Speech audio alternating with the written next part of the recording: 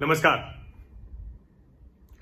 इस वर्ष भगवान जगन्नाथ जी की जो रथ यात्रा है वो रथ यात्रा नहीं होगी और उस पर निर्णय सुनाते हुए जो मुख्य न्यायाधीश हैं और उनके जो साथी न्यायाधीश थे उन्होंने निर्णय सुनाते हुए कहा कि अगर हमने इस रथ यात्रा की इजाजत दे दी तो भगवान जगन्नाथ भी हमें माफ नहीं करेंगे।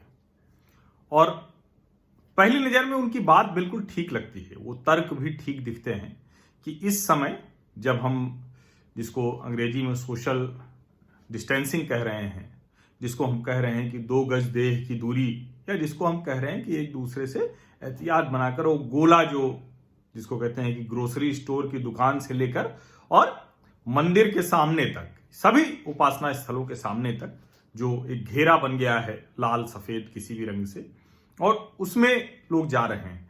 ऐसे समय में अगर रथ यात्रा की इजाजत होगी, जिस तरह से पुरी में रथ यात्रा निकलती है, अहमदाबाद में निकलती है, और पुरी की रथ यात्रा का जो कहें कि एक इतिहास के लिहाज से देखें तो करीब 450 साल से पुरानी यात्रा है वो, और अहमदाबाद में भी करीब 150 वर्ष होने जा रहे हैं उस रथ यात्रा को। और ये दोनों ही शहरों में, और उसके अलावा तो ओडिशा के भी अलग अलग शहरों में निकलती है भगवान जगन्नाथ जी की यात्रा, भगवान जगन्नाथ, बलराम और सुभद्रा। तो इस तरह से यात्रा निकलती है, लेकिन देश के अलग अलग शहरों में भी निकलती है। ओडिशा में तो उसका अलग महत्व है अपना, पुरी में चूंकि जगन्नाथ जी का मंदिर भी है तो इस वजह से भी वहां का विशेष महत्व है। और अहमदाबाद भी पिछले करीब 140 वर्षों से वहां जो रथ यात्रा निकलती है, तो सभी जगहों पे शहर के बीच से होते हुए वो निकलती है और भक्त उसमें शामिल होते हैं। एक बहुत जिसको कहें कि आस्था, विश्वास, परंपरा, धर्म सब का संगम होता है। लेकिन अभी के समय में अगर उस तरह की यात्रा को स्वीकृति दी जाती तो निश्चित तौर पर यह अनर्थ होता, ये अधर्म हो जाता। लेकिन यहां एक छोटा सा निवेदन न्यायाधीश महोदय लोगों से है। हिंदू धर्म में खंडित या अखंड इसका बड़ा महत्व है। जब नवरात्र में दुर्गा जिसको कहते हैं कि कलश रखते हैं लोग, दीप जलाते हैं, तो वो ज्योति जलती रहे। ऐसे ही जहां जहां भी है ज्योति जले तो वो अखंड जले। रामचरितमानस का पाठ होता है तो अखंड ज्योति जले, उसमें लगातार घी डालते रहते हैं जब भी वो खत्म हो तो ये जो अखंड होना है, ये हिंदू धर्म की किसी भी उपासना पूजा का सबसे महत्वपूर्ण बिंदु है। सबसे महत्व का यही है कि खंडित नहीं होना चाहिए। खंडित होने का मतलब है कि उसको फिर से शुरू करना, उसको नए सिरे से प्रारंभ करना। जो भगवान जगन्नाथ जी की रथ यात्रा है, चाहे वो पुरी में होती हो या अहमदाबाद में होती या देश के अलग अलग शहरों में अलग अलग जगहों पर होती हो, वो परंपरा से बिना खंडित हुए चलती चली आ रही है। कुछ ऐसे समय हुए होंगे, कुछ ऐसी वजहें हुई होंगी जब वो नहीं हो पाई होगी, लेकिन अभी के संदर्भ में अगर हम देखें तो मुख्य न्यायाधीश महोदय और जो न्यायाधीश महोदय ने कहा कि अगर हम इसकी स्वीकृति दे देंगे तो भगवान जगन्नाथ हमें क्षमा नहीं करेंगे, तो इसको मैं थोड़ा सा ये कहता हूं कि आप निश्चित तौर पर अगर उस तरह से सामान्य रथ यात्रा की स्वीकृति इस समय में देते तो बिल्कुल भगवान जगन्नाथ माफ नहीं करते।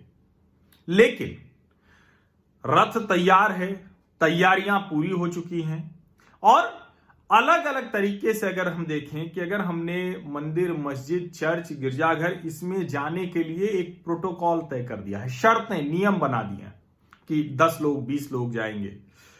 किसी का विवाह होना है तो 50 लोगों की इजाजत दे दी है। अलग अलग शहरों में अलग अलग तरह के प्रोटोकॉल के साथ गतिविधियां शुरू हो गई हैं।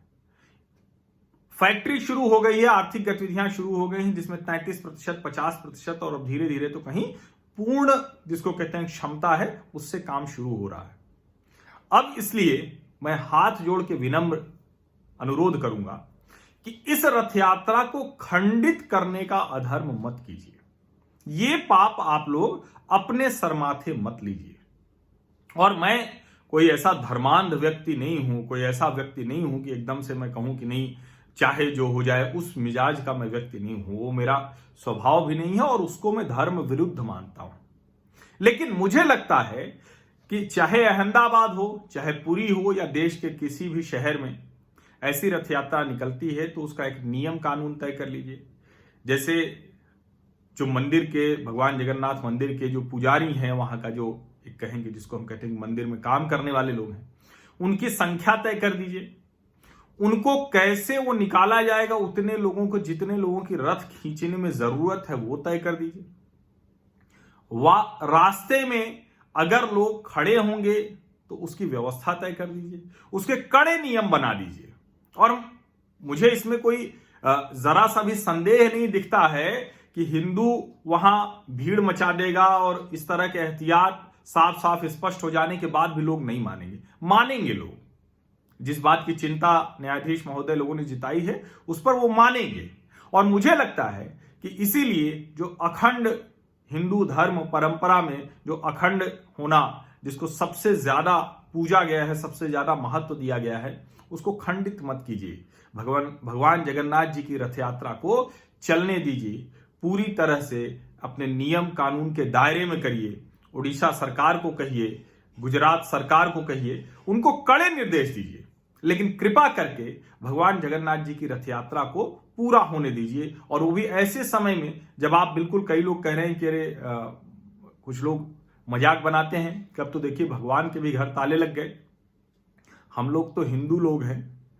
हमारे यहां अभी आज सुबह पत्नी ने वो मंदिर पे पर्दा डाल दिया, और ये हम उसी तरह से मानते हैं कि भगवान अगर, जिसको कहते हैं कि उस स्वरूप में है, हमने मूर्ति बना रखी है, हमने उनको, तो हम उनको उसी तरह से देखते हैं। हम उनको रोज नहलाते धुलाते हैं, उनकी पूजा उसी तरह से गतिविधि करते हैं, उनको प्रसाद चढ़ाते हैं, भोग लगाते हैं। इसीलिए जब सूर्य ग्रहण हुआ और जब हमने कहा कि किसी को बाहर नहीं निकलना है, तो भगवान को भी उड़ा दिया। अब उसके बाद मंदिर खुला, पूजा हुई, वो सब हुआ। इसीलिए मैं कह रहा हूं कि ये जो आस्था है, ये जो परंपरा है, इसको समझिए और रथ यात्रा को खंडित मत कीजिए। रथ यात्रा को खंडित करने से किसी का भला नहीं होने वाला है। बस इतना सा निवेदन है। और निश्चित तौर पर उस स्वरूप में रथ यात्रा की स्वीकृति नहीं दी जानी चाहिए। बहुत अच्छा काम किया न्यायालय ने, लेकिन रथ यात्रा तो हो, इसकी तो स्वीकृति दे दीजिए, फिर वो पुरी में हो या अहमदाबाद में। बहुत बहुत धन्यवाद।